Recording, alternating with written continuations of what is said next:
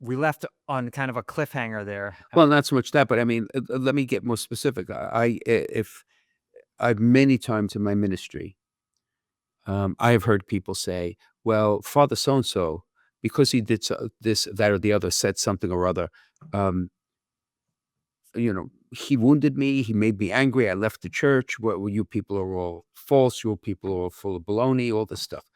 Or um, I came for help and there wasn't any. So many people, not please God, not too many, but there are many people who see religion, particularly in Christianity, particularly in the church, as a factor that wounded them. So that when you say there's a Catholic perspective to heal, they're going to say, "Are you kidding?" How would you respond? Yeah, it's a very deep issue. And if you go down to we're really talking about secular atheism at the root of this. Mhm. And this is a postmodern sort of secular atheism that emerged. And so if you go back to Freud, and then you start looking at a lot of these philosophers and psychologists of the 20th century, even Marxist sort of, religion as the opiate of the people, or Mhm. this Freudian thing that it's actually a defense mechanism and we're just really looking for justifications, or the idea that the fact that we are open to the spiritual dimension of being subject to the objective and having someone out there bigger than us that we are sort of owe worship to, that would be a psychopathology, is actually underlying all of these problems.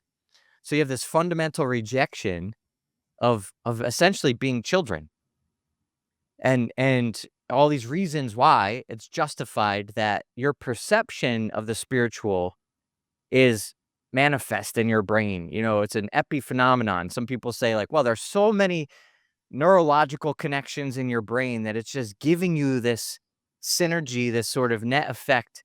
The sum is greater than its parts, that you feel like you have a spiritual life and there's some mystical reality beyond you.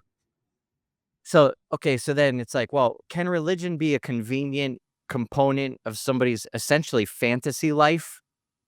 Then that becomes the judgment of what religion can do for a person. As soon as it divides people, though, or you're going to judge others because they're living differently than according to your religious norms, well, now it's a problem. Or, and as you're alluding to now, if it's the source of any complaint, any slight, any human imperfection that happens to exist within the church, well, now that's another reason to throw away the whole thing.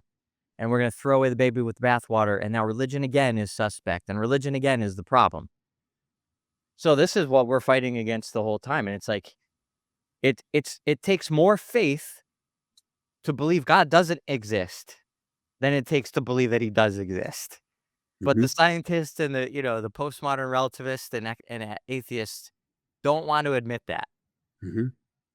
But more and more scientists and more philosophers are coming to the conclusion that there is faith, they need faith, and they want faith. Right? It's you have to get to the end of the road to realize that there's a dead end. Thanks for watching. Before you go, please be sure to subscribe, like, hit the bell, leave a comment down below. All of that stuff helps us reach